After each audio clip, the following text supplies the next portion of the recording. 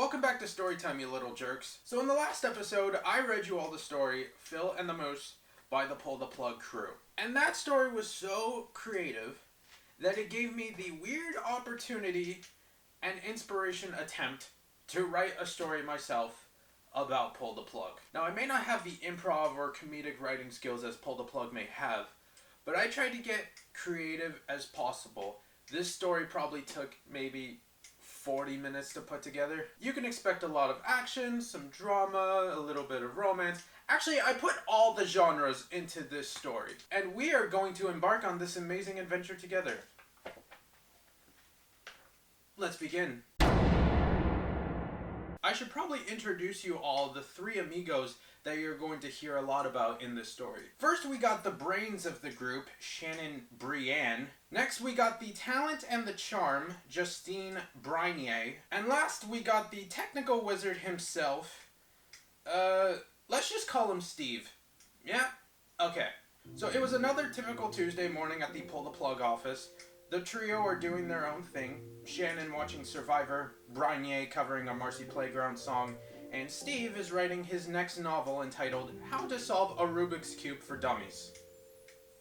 With cheat sheets. Things were pretty normal for the most part until a random pigeon flew through the window with a note on its beak. The pigeon drops the note on the dining table and flies away. The three walk up to the note. Shannon picks it up and reads, "To whom it may concern, I'm stuck on top of this castle and this creature is keeping me hostage. I need someone to get me out of here ASAP. Love, Princess." "What the hell did I just read?" Shannon asks. Steve jumps in saying, "Oh, you read a letter from a princess stating..." "I know what I read, you dildo," Shannon yells. "I'm saying, why are we getting birds to deliver us junk mail now? Like, seriously, don't they have anything better to do than annoy us with this crap?"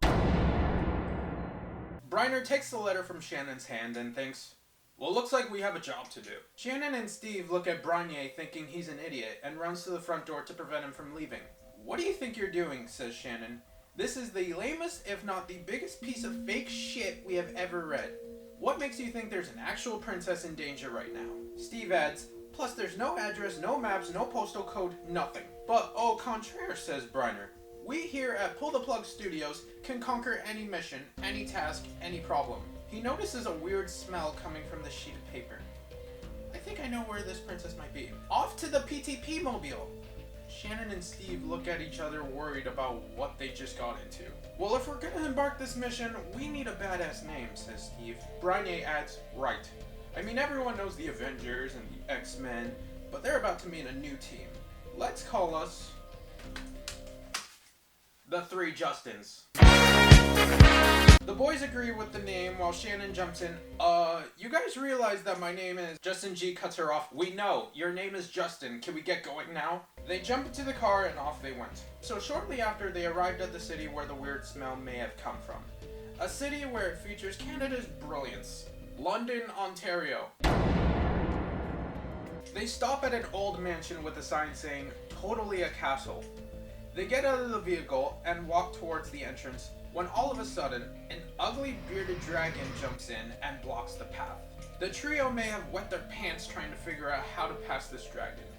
Shannon grabs her secret weapon, takes out her Boss speaker, and starts playing the Pentatonix Christmas album. The dragon starts to whine and yell.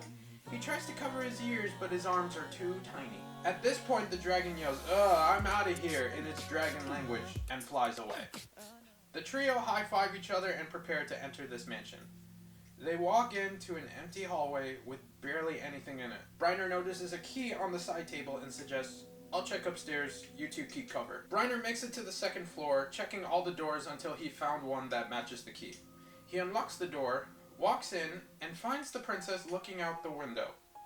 The princess is wearing a nice beige gown, her brown hair is nicely braided, and her eyes sparkled in the light. She runs up to Brinier saying, "You found me. You actually found me." "Well, I'm always around to end all the danger," says Briner, proud of the work he's done. The princess puts her hand on his shoulder. "How can I ever repay you?" she asks. Briner smirks, pops his collar and says, "Well, I can work something out for you." Briner closes his eyes and leans in for a kiss, until he hears this weird growl. He opens his eyes and realizes it was all a ploy, a booby trap for all that mattered. There was no princess. It was this demonic creature disguised as one. This demon looked like Venom, and the creature from A Quiet Place had a second cousin twice removed. Briner screams and runs out of the room. He tries to lock the door, but the creature pushed away, leaving Briner to run around the house like a maniac.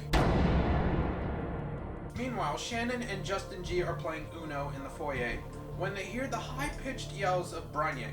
Briner sprints down the stairs, sweating and crying. "Some fucking monster is after me," he shouts. Shannon gets up and says, "Dude, calm your tits, slow down, and tell us what's up." The creature appears from the staircase. "Come here, lover boy." Briner points. "That's what's up." The three Justins start to sprint around the house and hide behind the corner. Briner confesses, "I fucked up. I told you guys this was a bad idea." "You didn't say shit," Shannon yells. Justin G breaks up the fight and tells them, "Listen, we need to get rid of whatever that is." They notice this cardboard box and they look inside if there's anything they can use to defeat this creature. All they found was half of a tuna sandwich, a Despicable Me themed umbrella, and a sex swing. The trio looks at each other and goes, "Well, we're improvising." The trio meet back at the hallway to face off this monster. "I can't believe you idiots would actually take this bait," the creature says. Shannon asks the monster, "Why did you do this in the first place?" Briner cuts in, "Is it because you're naked and have no clothes? Well, we at Pull the Plug can help you by giving you this awesome shirt from our new merchandise store." "I don't want your stupid merch," says the creature. "You guys are going down." "Oh no, we're not," Justin G screams. Shannon is sitting on the swing with the sandwich in her hand. Briner gives her a mean push as she flies across the room, slamming the sandwich on the monster's face. Justin G then grabs the umbrella, which he hotwires so that it has the same shock as a taser, and stabs the monster's foot and gets electrocuted. The monster is losing his breath, but slowly removes the umbrella from his foot and throws it away. "Is that all you got?" The trio thought this was the end, when out of the blue, a wild but lovable Clifford Myers busts through the brick wall like the Kool-Aid Man. He screams, "Sorry I'm late, but I've arrived." "Who the hell are you?" the creature asks. "The name's Clifford. I like long walks on the beach and shitting on your chest." The monster had enough and yells, "Hey man, you stay out of this or you're next." Clifford then approaches the monster. "Oh, looks like someone could use a hug." Clifford grabs the monster and gives it a regular-sized bear hug. The monster's face starts to turn red. "Ow, that hurts!" Clifford whispers in its ear, "Shh, you're feeling the love." The three Justins quickly step back as the monster is being squeezed to death, losing breath, trying to scream for help. The monster explodes. Black muck hits the wall. The foyer is now a mess. The trio and Clifford are feeling relieved that it is finished. The three Justins high-fived Clifford and thanked him for saving them in just short time. Briner says, "We didn't know what we'd do without you." "It's all good," says Clifford. "Group hug!" The three Justins goes, "Oh, look at the time, we've got stuff to do, okay, bye." As they all leave the mansion, Clifford says, "I expect a hug next time I see you," and then was all back to their regular routine as if nothing happened. So kids, the moral of the story is, don't be a hero. You're better off staying home, eating pizza, and binge-watching episodes of The Office like everyone else. Because if you tell this story to your kids, they'll think pumping gas has more entertainment. And that's how the cookie crumbles? I think? Now, I expect the Pull the Plug crew to do a retelling of this story on either their YouTube, their Facebook Live, or Pornhub. You have 1 month to complete this mission. Why the fuck do I still do these stories?